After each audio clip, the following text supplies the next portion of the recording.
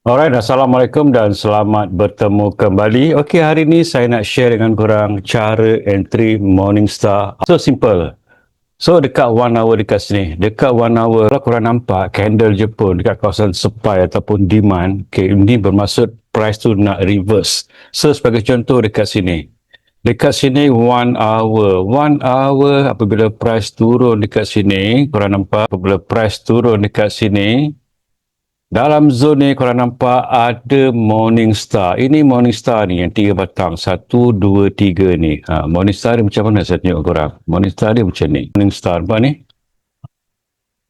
Ini 3 batang ni Morningstar.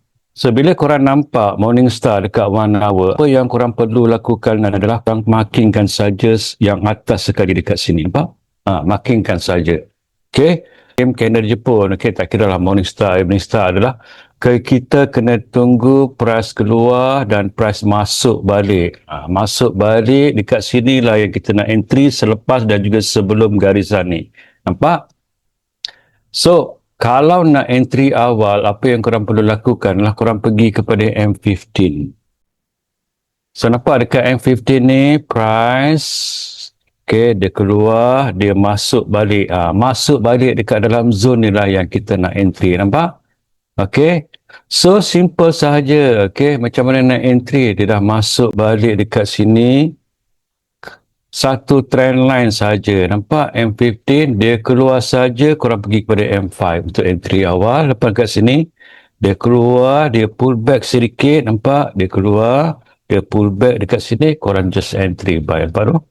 Dan korang tengok dekat sini berapa dia pergi dekat sini. Ini first entry. Kita ada second entry lagi. Okay. Ini baru first entry untuk Morningstar. So nampak ni dia pergi 340 pip. Okay. So mana yang ada candle Jepun tu korang on je lah candle Jepun tu. Nampak?